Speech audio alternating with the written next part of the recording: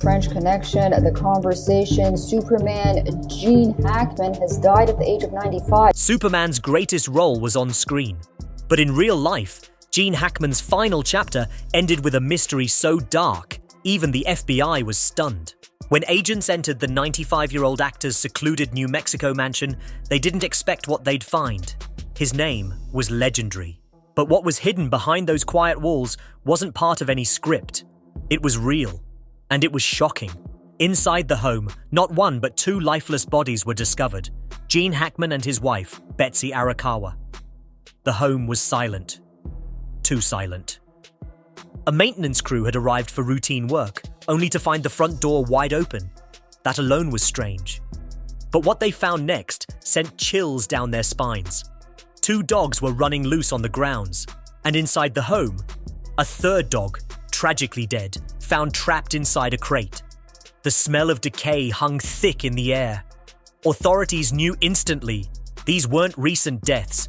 The bodies had been there for a while, long enough to show signs of mummification, long enough for someone to wonder, how could this go unnoticed? Betsy was discovered in the bathroom, surrounded by a disturbing scene, pills scattered across the counter, an open prescription bottle nearby, and a space heater tipped over beside her. Gene was found in a different room near the back door. His cane and sunglasses were close by, as if he had fallen suddenly. Nothing about the setup made sense. It wasn't clean. It wasn't conclusive. It was chaotic. An investigator on the scene, with years of experience handling death investigations, admitted, this just isn't adding up. And it wasn't just the odd locations or the items left behind. It was the overwhelming stillness. Federal agents described the home like a time capsule. One official said, "You expect to see bodies in this line of work. But this was different." They couldn't believe someone as well known as Hackman could vanish from public sight so completely, even in death. With no initial signs of forced entry and no signs of physical trauma, the possibilities grew more disturbing. Was it a tragic accident, a health crisis, or something more sinister? At first, investigators leaned toward carbon monoxide poisoning. It was the only explanation that fit the scene. A quiet, peaceful death, unnoticed for days. But when the New Mexico gas company checked the home, they found no evidence of any leak. And just like that, the only simple explanation was gone.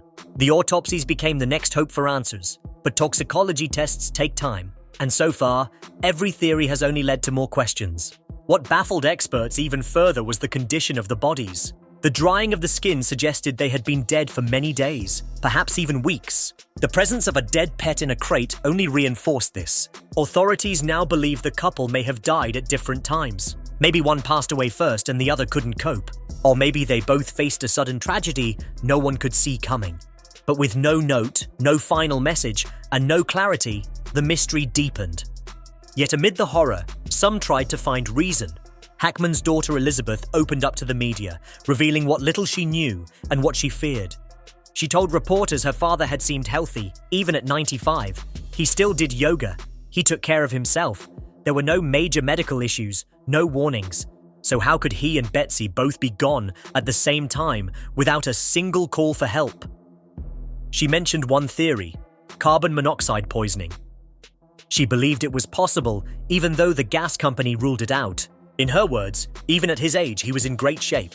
She spoke with raw emotion, describing how much Betsy meant to their family, how she always cared for Gene, always made sure he was okay.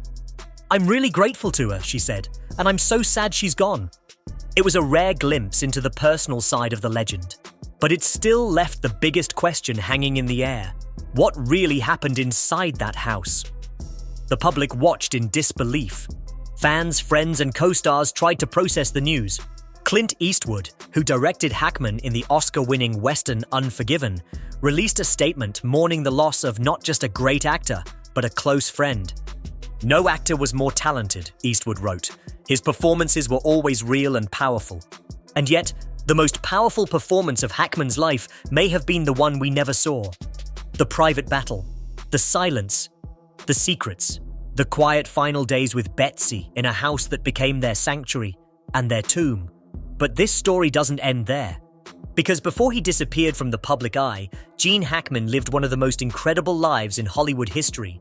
and the road that led to that mansion in New Mexico was anything but ordinary. Coming up, the truth behind Hackman's rise from underestimated theatre student to one of the most versatile and powerful actors of his generation. Before the silence of that Santa Fe mansion, there was a storm of determination, rejection, and sheer grit. Gene Hackman didn't walk into Hollywood like a star, he clawed his way in. His story began at the Pasadena Playhouse, a prestigious drama school in California. But even there, he didn't fit the mold. In fact, Hackman was voted least likely to succeed by his peers. Brutal? Maybe, but he didn't flinch. He didn't run. He made a promise to himself to prove every single one of them wrong. It was at Pasadena where he forged a lifelong friendship with another underdog, Dustin Hoffman. Two future icons, constantly rejected, consistently told they weren't good enough. Hackman struggled for years, scraping by with tiny theatre roles and background parts. Directors called him too rough, too serious, not handsome enough. He didn't argue, he worked. And then, finally, the door cracked open. His first credited film role came in Lilith, but it was Bonnie and Clyde that changed everything. Playing Buck Barrow, the doomed brother of Clyde, Hackman delivered a performance so raw and real, it stunned audiences. He earned his first Oscar nomination, and Hollywood started paying attention. No more background roles, no more underestimation. Gene Hackman had arrived. But it was in 1971 that he truly became a legend. The French Connection. Hackman played Popeye Doyle, a gritty, obsessive New York detective hunting down drug smugglers. The role was dark, complicated, and violent, and it won him the Academy Award for Best Actor. Critics hailed his intensity, his depth, his refusal to glamorize the character. He wasn't just playing Doyle, he was Doyle. That film didn't just earn awards, it changed the face of crime cinema. Gritty realism, flawed heroes, blurred morality, it all started with The French Connection. And at the heart of it stood Hackman, a man who once couldn't even get a call back. But Hackman wasn't done evolving. In 1974, he starred in The Conversation, directed by Francis Ford Coppola. This time he played Harry Cole, a surveillance expert plagued by guilt and paranoia. Quiet, introspective, emotionally torn. It was the opposite of Popeye Doyle. But Hackman nailed it. The film was nominated for Best Picture, and once again, critics raved about Hackman's range. He wasn't just tough, he was vulnerable, human. The 1970s became a golden era for him. From Scarecrow, with Al Pacino, to political thrillers and war dramas, Hackman was everywhere. Each role different, each one unforgettable. And then in 1978, he did something completely unexpected. He became a supervillain. Superman. Christopher Reeve soared as the Man of Steel, but Hackman stole every scene as Lex Luthor. Charismatic, cunning, and wickedly funny, Hackman turned the comic book villain into a cultural icon. He brought charm to evil and humor to darkness. Audiences loved it. Critics were stunned. Again, this man could do anything. Over the years, Hackman kept proving he wasn't bound by genre. Comedy, action, thriller, drama, he could do it all. Hoosiers, Mississippi Burning, The Royal Tenenbaums, Enemy of the State. Each one added a new layer to his legacy, and with every performance, his legend grew. But what most people didn't know was that behind the scenes, the years were catching up. The stress, the physical demands, the emotional toll, it all began to wear on him. In the 1990s, at the peak of his fame, Hackman faced his first major health scare. He was 60 years old when he underwent an angioplasty, a procedure to clear a dangerously blocked artery near his heart. Doctors told him he was just hours away from a massive heart attack. It was a wake-up call. Hackman recovered quickly, but the shadow of mortality never really left him. Still, he kept working. He said little, smiled often, and buried himself in the work. That was his way. But as he entered his 70s, something shifted. In a 2004 interview with Larry King, Hackman admitted that he'd started slowing down. "I try to take care of myself," he said. "I don't have many fears. But I do worry about making sure my wife and family are provided for."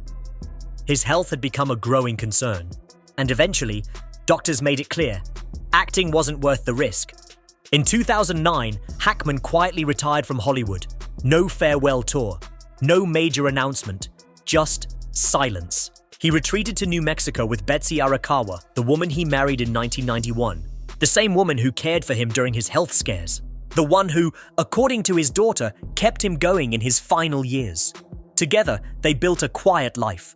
He rode bikes, went fishing, painted, and wrote novels. Historical fiction, westerns, even crime thrillers. Hackman kept telling stories, just not on screen, but even retirement wasn't without risk. In 2012, Hackman was hit by a pickup truck while biking in Islamorada, Florida. He wasn't wearing a helmet. Miraculously, he survived with only minor injuries. Just some bruises. The world was already reeling from the loss of a Hollywood legend. But what investigators began to uncover inside Gene Hackman's home only deepened the mystery. This wasn't a peaceful passing. It was a riddle. A maze of strange clues and missing answers that left authorities scratching their heads and fans questioning everything they thought they knew. The most haunting detail? The state of the bodies. Hackman and Betsy had clearly been gone for some time before they were discovered.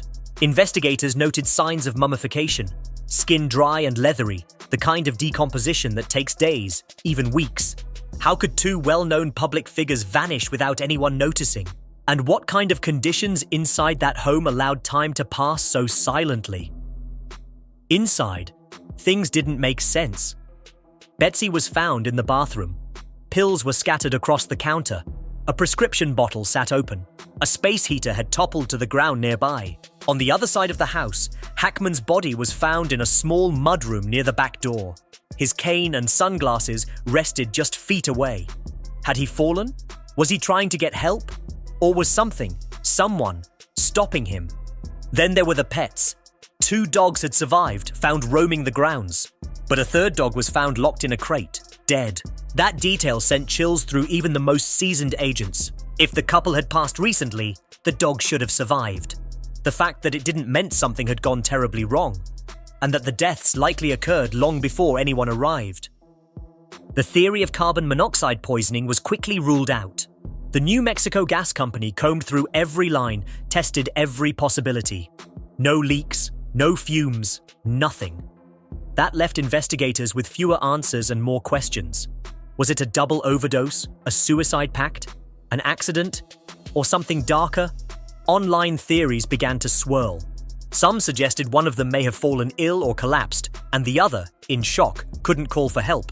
Others believed it was possible they had made a tragic decision together.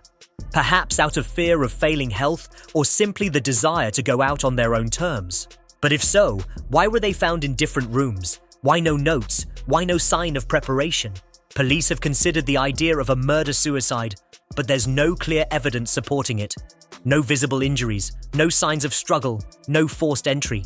And according to experts, in cases where someone takes their partner's life before their own, they often leave a message or arrange things intentionally. That didn't happen here. The scene was chaotic, unplanned, confusing. Another possibility? That someone else was there. The open front door raised alarm. Did they leave it open themselves? Or had someone entered or exited before authorities arrived? It's not impossible, but without signs of a break-in or theft, there's no hard evidence of an intruder. Still, police aren't ruling it out. They've begun combing through phone records, emails, medical histories, and financial activity, looking for anything out of the ordinary. A strange appointment, a suspicious visitor, a final phone call that never connected. Autopsy results have yet to be released. Toxicology testing could take weeks, even months. Until then, every theory remains just that, a theory. Even Hackman's daughter, Leslie, said the lack of health issues made the tragedy hard to believe. She described her father as active and mentally sharp. She mentioned yoga, Pilates, long walks. He was in great shape, she told reporters, even at his age. And what about Betsy? At just 63, she was significantly younger. She'd been by Hackman's side for decades. Their relationship, by all accounts, was full of care and stability. She wasn't sick. She wasn't known to struggle. And yet, she was gone too. Could it have been an environmental hazard inside the home? A toxin? Extreme dehydration? Investigators have considered everything, but so far, none of it adds up. What the public does know is that Hackman valued privacy above all else. He gave up the spotlight not because his career faded, but because he chose peace over fame. He once said in an interview, "Acting is something I love. but the quiet life is what keeps me sane. That quiet life may have also made it easier for their passing to go unnoticed. No publicist, no daily calls. Just the two of them, living quietly and ultimately dying quietly. Yet, even in death, the spotlight found him again. The mystery became too big to ignore. Fans flooded social media with tributes. Hollywood stars expressed disbelief. Morgan Freeman wrote, "Gene's presence was unforgettable, on screen and off. He left a mark no one else could." Filmmakers, critics, and colleagues all echoed the same thought. Hackman wasn't just a great actor, he was a master of restraint. A performer who let the role breathe without ever forcing it. His silence was his power. And in the end, that silence